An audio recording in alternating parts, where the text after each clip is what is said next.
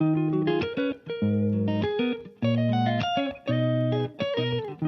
everyone, welcome back to my channel. I'm Charlotte and today I'm going to be filming the Smash or Pass book tag. This was created by Becky's book blog.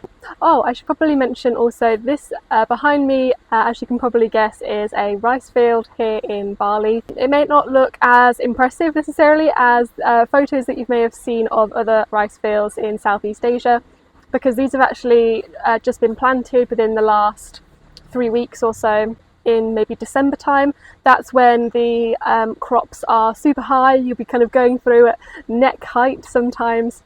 These are really very new, and so it's all very short and less impressive than photos you may have seen. So without further ado, I shall start with the first smash or pass on this list, and this is bookish tropes. I think this is probably more applicable to people who genre read and so come across tropes like the friends to lovers, or enemies to lovers, or lovers to enemies, and all this sort of the usual bookish tropes that I think this question is aimed at. As I'm more of a literary contemporary reader, I don't really come across a lot of those kinds of things, so I'm going to go pass on this one. The next one is alternating POV, point of views. Yes, this is a hard smash for me. I think this is a big reason why I love thrillers, that alternating POV. I also like historical fiction that has alternating perspectives, and so yes, this is a huge smash for me. The next one is ambiguous endings, and this confuses me because I don't think I've ever read a book with an ambiguous ending. It's not something that I think I've come across. So if you can think of an ambiguous ending, please leave those books down in the comments for me to trawl through and see maybe if I have read one and I've just forgotten. But I don't really see the point of an ambiguous ending. Surely, you know, with all stories, they come to an end and the conclusion is final either way. The next one is non-fiction. This is a pass for me, just because I read very little non-fiction. If I read 100 books a year, 5 of them may be non-fiction, and so I'm overwhelmingly reading fiction books. The next one is historical setting. Historical setting is a huge smash for me. I love historical fiction books. Historical settings almost become a character in themselves. I just love being immersed in a different time, and yeah, I just absolutely love it. The majority of my books, I would say, are historical in some way. They're not normally set in the present. So the next one is morally grey characters, and I'm slightly confused about this because who reads books about characters who are only one note and are, you know, they're good all the time and always make the right decisions? Isn't that kind of the point of stories, that we're going on trials with a character who isn't going to be making the right decision all the time?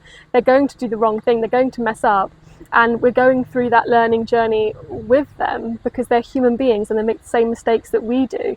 And so I kind of feel that's an odd one, because even my children's books had morally grey characters in them. I mean, I don't think there's a book that doesn't have a morally grey character, and so this is a smash. Of course I love morally grey characters. The next one is first person point of view, POV. So this, as I'm sure for everyone who has watched my channel for a while now, knows that I do not like first person narration, and so this is a hard pass. So no thank you. I prefer traditional storytelling which takes place in the third person or the second person. I really have enjoyed books recently in second person. For example, Jessica Andrews' Milk Teeth, Open Water, and by Kayla Azuma Nelson, and also Bodykin Suki. These all deal with narratives in the second person, which I really enjoyed. The next one on this list is audiobooks. Audiobooks is a hard pass for me. I have tried to get on with them in the past, whilst I'm cooking or whilst I'm driving, but I just feel like my attention is elsewhere. The majority of my attention is on cooking, or it's on driving, or whatever activity I'm doing, not on the book. And I feel like books for me require your attention, and having a page in front of you that you have to read and dedicate 100% of your attention to really helps keep me in the story and keep me engaged. I just don't get that same feeling with audiobooks. Rereading is the next one, and this is also a hard pass for me.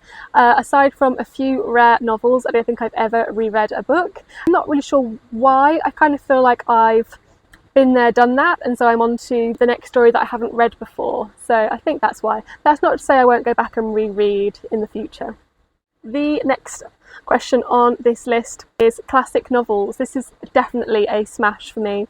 I love classic novels. Who doesn't love classic novels? My favourite classicist is Thomas Hardy, but I also enjoyed Jane Eyre and North and South, as well as modern classics. So 1984, Catcher in the Rye, One Flew Over the Cuckoo Nest. I liked all of those. The next one is annotating and cracking book spines. Both of these are hard passes for me. I don't think I've ever annotated in a book outside of English literature classes at high school, and I definitely don't crack the spines of my books unless they're kind of a library book that I've borrowed and the spines are already cracked. And as you probably already know, most of my reading in the last couple of years has been primarily ebook anyway, and because I wasn't in the habit of annotating real books, I didn't then transition that over to ebooks and suddenly become a massive annotator. I still have very clean ebooks that have barely any annotations or highlights on them. So the next one is smut, and I'm guessing this to mean kind of overly graphic sex scenes. Again, I'd probably say pass on this. I don't really read a lot of it. If it comes up in the literature that I read, then it's kind of there, but I wouldn't say that it is the bulk of what I'm reading. I'm not kind of diving into 50 Shades of Grey or anything even remotely close to that. So yeah, I'm going to go pass on smut today. The next one is character-driven books, and this one confuses me because aren't all good novels character-based? Like, it's character-based plot, that's kind of what we're reading.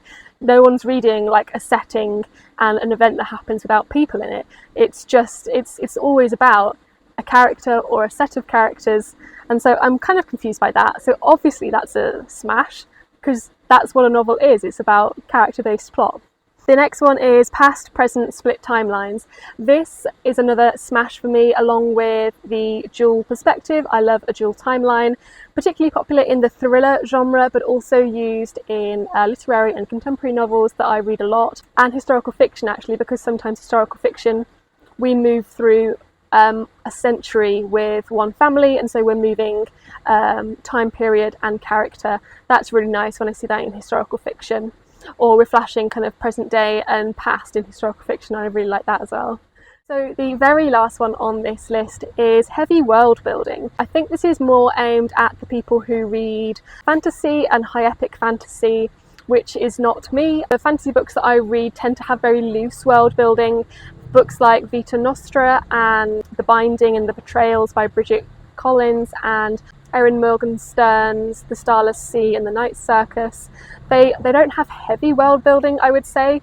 It's very much kind of go with it and learn as you go. I think if I was presented with pages and pages and pages of how a world worked, I may lose interest, because at the end of the day, we're there for the characters, not necessarily how their political system works. And I will learn how their political system works by how they interact with others, how they behave, and so I feel like it doesn't need to be overly explained to me. On the rare occasion that I would pick up a fantasy novel, other than that, the literary contemporary books that I read are set in my world that I already know the parameters of, and so I don't need heavy world building in my books. So it's not one that I come across very, very much at all.